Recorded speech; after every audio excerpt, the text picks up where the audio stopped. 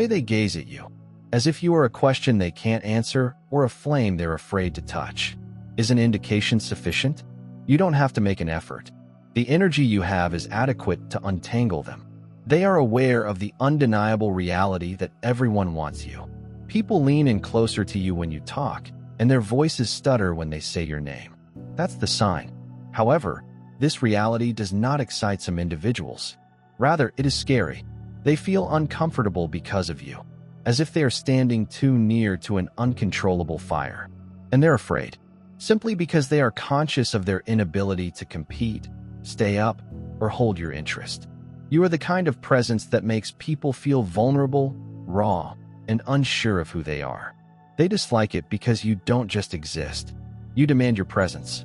What shakes individuals to their core is that every time they see you, they engage in an internal conflict.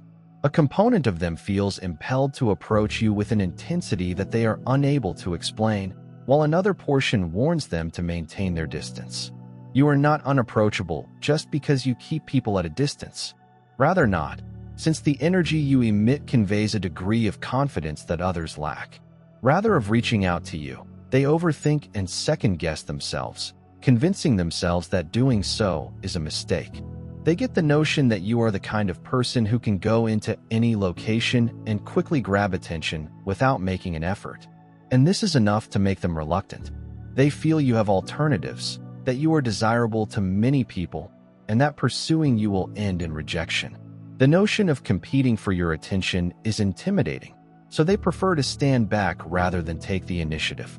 They are already convinced that they have lost a game that they have yet to finish. They grapple with questions such, what do I have to offer? Would I even be noticed?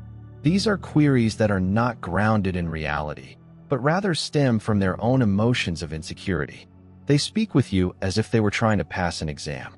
Their remarks come out as uncomfortable, and their presence is seen as lacking before they speak. They hesitate. They overanalyze their messages and replay conversations in their brains throughout the day, worrying about how they seem, how they sound, and whether or not they are interesting enough to retain your attention, despite the fact that it exhausts them. They are powerless to escape it. They believe that you are more than just a person. You are an experience. Your presence has a special aspect that people are not used to feeling. You convey an aura of unassuming power and smooth self-assurance, making others feel as if they are being watched. On the other side, instead of recognizing this reality, they let their anxiety take control. Individuals believe that you are surrounded by people who are more clever, beautiful, and fascinating than you. They are able to convince themselves that you are unreachable, and as a consequence, they raise you to such great heights that they become petrified with fear. Internal conflict causes a cycle of self-sabotage. They feel they would never commit to someone like me, so they leave the relationship before they can persuade themselves that it is for the best. On the other hand, they are aware of the facts. It's not like you're untouchable. Rather, their dread is keeping them from taking action. They are completely oblivious that you never invited them to compete in the first place. You never expected perfection or superiority from others. They believe that the challenges they faced were their own creation, and until they can conquer them, they will continue to exist, seeing you from afar and considering the possibilities of what may have been. They desire you more than they are ready to admit, but they refuse to acknowledge it. It is not merely adoration, but a tremendous attraction that makes them quiver. However, desire alone is insufficient to move them ahead. They are scared of contending for your attention, so they hesitate rather than taking the initiative. They understand that you draw attention wherever you go. They see how people gravitate toward you and how discussions shift when you enter a room, rather than believing that they have the capacity to be the one to stand out. They persuade others to concur with them. You're here for a purpose. If you feel called, answer it. Click join to get access to rare information, in-depth insights, and a strong community. This is not just a membership. It is an awakening. Step into your divine mission.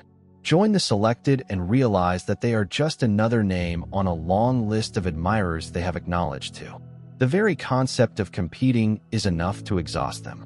It's not just an issue of desiring you. It's more about the fear of losing.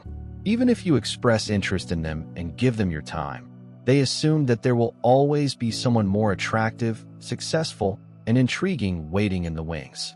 This holds true even if you show interest in them. Their minds are flooded with doubts, such as, why me? Why not anybody else? They begin to regard themselves as replaceable, and the very thought of this causes them to retreat due to their uneasiness. They tend to overanalyze everything. For example, if you don't text back right away, if you look to be busy, or if they see you interacting with other people, their mind goes into overdrive. This isn't because you did anything wrong. Rather, they already believe they are inferior. As a result, instead of rising to meet you, they succumb to self-doubt, convincing themselves that they are incapable of meeting your expectations. They expect the worst, worrying that a single misstep would cost them the chance to be with you. However, this is the fact. Competition exists simply when someone feels that they are insufficient. Confidence is not gained by distancing oneself from the presence of others. Rather, it entails being conscious that who you are already has worth. However, they do not perceive it in that light. Instead of focusing on developing a connection, they are focused with those whom they see as adversaries. And they feel that their uncertainty or dread of being compared is preventing them from going ahead. They fail to comprehend that you are not searching for someone who will give in when they are placed under extreme stress. Someone who flees at the first sign of doubt is not worth your time. They must be willing to assert their position in your life, not with arrogance, but with confidence.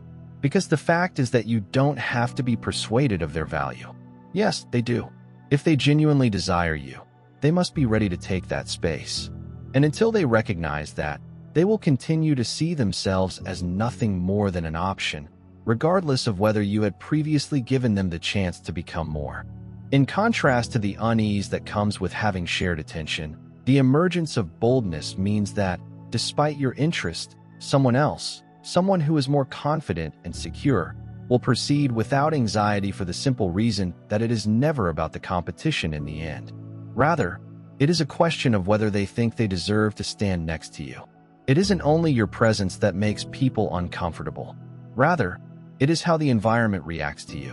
When you walk into a room, the energy shifts without your conscious effort. Individuals pay attention to what you say and then turn their heads. There's no need to seek attention since it will naturally follow you, which frightens them. They are uneasy with the concept of sharing your attention with the rest of the world because they see how people gravitate toward you and how easily you dominate a place. The issue isn't that they don't trust you. Rather, they lack confidence in their ability to resist being bewildered among crowds. They already have a low self-esteem, and seeing how attractive you are just adds to their fear of not being enough. Their thoughts begin to spin out of control with every look in your way, every conversation, and every contact that seems like a danger. What if someone else is more fascinating, exciting, and valuable than you? Instead of appreciating your enthusiasm, they get consumed with the idea that someone is ready to take you away from them. As a consequence, we start to feel nervous because they stiffen up when they see you talking to other people. The shift in their mood when you attract too much attention. Passive-aggressive words, subtle efforts to force you to declare your devotion even when you have done nothing wrong. These are all things you will feel, even if they do not express it openly. Not in the traditional sense of the term, but rather as terror. You are concerned that in a world with so many admirers, they would be unable to keep their place in your life. Nevertheless, this is the fact. You are never meant to diminish your size for the sake of another's safety. It is not your obligation to make them believe they are worthy. It is their obligation to bore that load. If they are unwilling to accept the truth that you shine. If people see your light as a danger rather than a gift, when you meet the right person, they will not be terrified of your attraction. Instead, they will appreciate it. It is not a danger to them, but you have the ability to attract others. Instead, people will see it as an expression of who you are. If your heart is overflowing with God's blessings, let that love radiate. Click the huge thank you button and donate $100 or more to sow seeds of faith that will touch countless lives. Your giving exemplifies His richness. Be a channel for His grace and watch His kingdom grow through you. You aren't simply drawing attention to yourself. You also exceed expectations due to something about you. People are driven to think more broadly and explore beyond what they previously believed to be realistic. Some find this encouraging, while others find it scary. Being in close contact with you forces them to face their own limits. It means accepting that the bare minimum that they were able to get away with in the past would never be enough for someone like you. The fact that they have never met someone like you before is enough to rock them to the core. This is the type of presence that makes people pause and reconsider their actions. You exude a unique vibe. Furthermore, this is a terrifying proposition. You set the standard without even trying by just being yourself. There is a degree of self-worth that they are not used to, and it is transmitted via your confidence, knowledge, and self-management. When mediocrity is not an option, people can't depend entirely on their charisma. They cannot just turn up halfway. If they desire to achieve, some people shrink rather than develop to that level. Instead of being motivated, they feel exposed. When people look at you, they see all that they want. They are the ones that feel insecure. You did not cause it. Your presence is nothing more than a mirror that reflects the gaps that they have yet to fill inside themselves. And this is where the dread stems from, mostly because they must mature in order to be with you. They would have to become a better person, someone who can match your enthusiasm. However, this is not something that everyone is willing to do. Some people's actions betray them, despite their attempts to seem as if they don't care and pretend that you have no influence on them. Not because they don't want you, but because they see that they should be doing more and being better. They pause. They second-guess themselves and separate themselves from you. Nonetheless, rather of putting in the effort, they let their fear to determine their course of action. God has not given us a spirit of fear, but of power, love, and clear mind. 2 Timothy 1:7. Imagine a massive oak tree growing tall in the center of a huge field for years. It has weathered storms, high winds, and searing sun. Its roots are deep, standing strong in the face of every opposition. But then something changes. The tree starts to mistrust its own power. It begins to worry if it can actually stand, whether its branches are reaching high enough, and whether its roots are deep enough. Instead of increasing, it pauses. Rather of expanding into the skies, it contracts. And at that time of uncertainty, the same thing that made it strong starts to deteriorate. Not because the storms have become more ferocious, but because the tree has forgotten who planted it. Isn't this how some of us live? You used to stroll confidently. You used to stand steady against the storms of uncertainty. But somewhere along the road, the adversary instilled a falsehood in your heart. He told you you weren't enough, that you weren't deserving, that one day, others around you will wake up and see straight through you. Instead of rejecting the deception, you came to believe it. So you're second-guessing yourself. You question if you're saying the right thing, wearing the correct clothing, and making the proper movements. And when the weight of insecurity gets too heavy to bear, you don't fight it. You escape. You undermine yourself before others can. You back away before anybody can reject you. Because, deep down, you believe they will. But allow me to tell you something. That is not who you are. That unease, that worry, that uncertainty, that is not from God.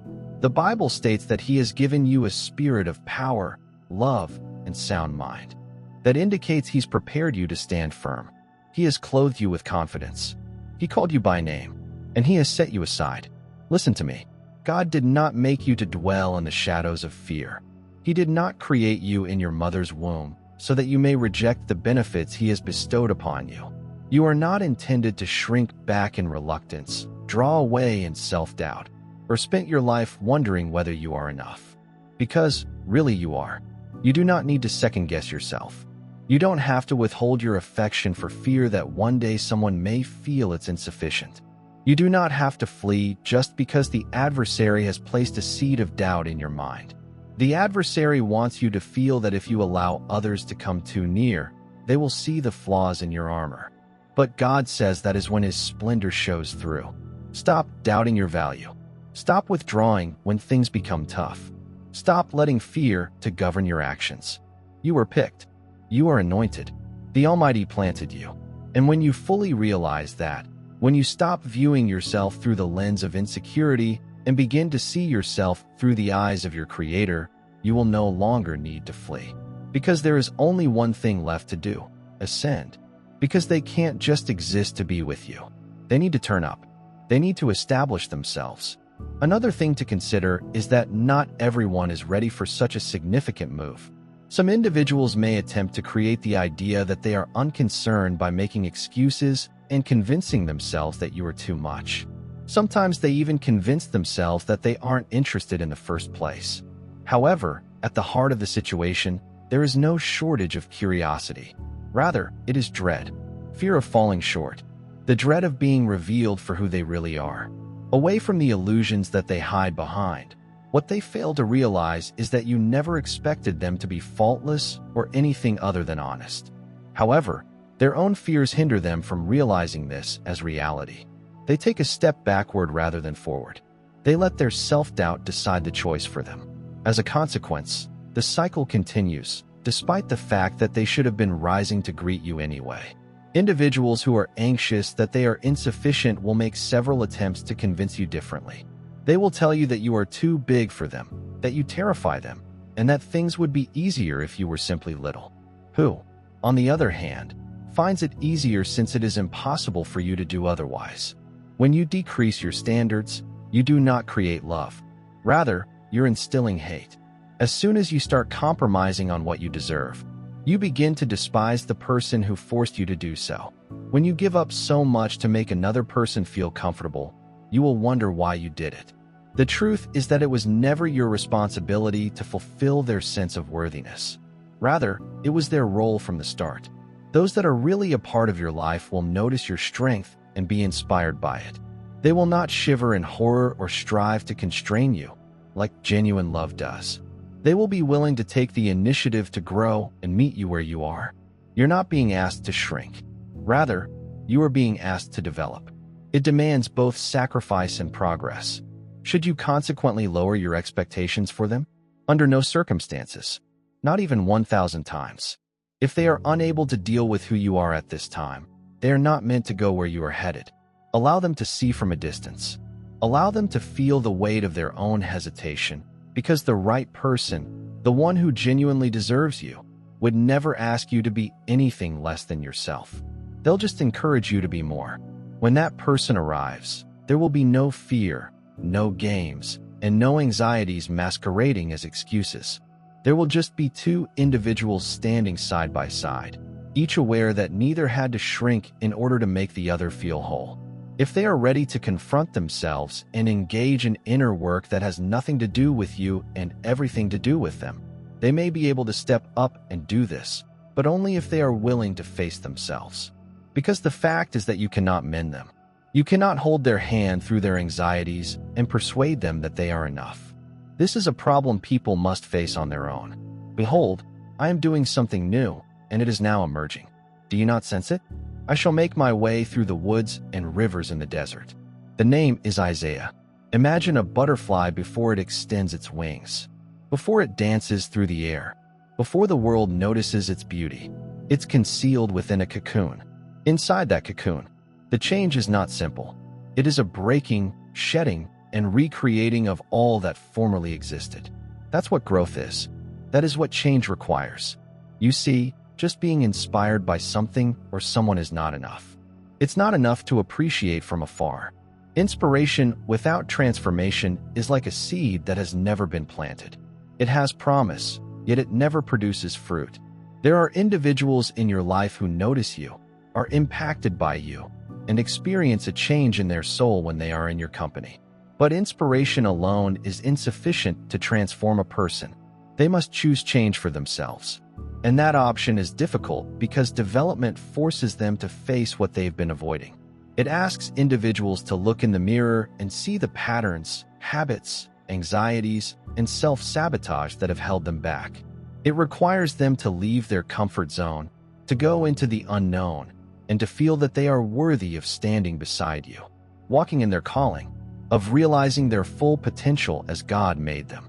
And let me assure you that some will up to the task. They will battle with their misgivings. Fight the voices that tell them they aren't enough and choose to develop even when it's painful. They will overcome their worries and welcome the purifying fire because they know deep down that on the other side lies something bigger than they could have dreamed. However, some will succumb to terror. They'll hesitate. They'll make excuses. They will go back into old habits. Not because they don't want more, but because the prospect of change scares them more than maintaining the same. And before they know it, they'll have let the moment slip. The chance to go ahead will be lost. And one day, in their quiet times, they will understand that their biggest grief was not losing you, but not selecting themselves when given the opportunity. But listen to me. Your presence isn't a lifeline. You are not supposed to pull others into their fate. You are not accountable for bearing the burden of another person's transition. You were sent to be a light. You were sent to inspire, elevate, and uplift. However, what people do with that inspiration is between them and God. So don't shrink to make them comfy. Do not slow down to prevent them from falling behind. Continue expanding. Keep soaring. Continue to become all God has called you to be. Because those who are supposed to walk beside you will find the courage to do so. And those who are not, they will remember you not as someone they have lost, but as someone who has shown them what is possible if they choose to rise. However, there are individuals who will let their fear win for as long as it takes to persuade themselves that it was never supposed to happen. They'll let their doubts devour them. They will withdraw. They will create excuses and persuade themselves that you were too much instead of admitting that they were unwilling to do enough. When this happens, you have no option but to let them go, since you are not here to wait for someone to grow into the person they should have been all along. They are not here to bear the weight of their anxieties, hesitations, or refusal to recognize their own value. You're not here to do that. Either they will rise up to greet you, or they will move aside. And it is completely up to them to make that decision. So, will they take the initiative? It is conceivable, but only if you continue to go ahead with the confidence that the right person will never have to be convinced to take the seat next to you. They hunger for you. They are in need of your energy, presence, and light. Wanting, however, is not enough. You are not a trophy to be admired from a distance. Rather, you are a reality that must be earned. Those who hesitate, those who let their concerns guide their decisions, will fall behind. This is because you do not wait and do not lower yourself for someone else's comfort.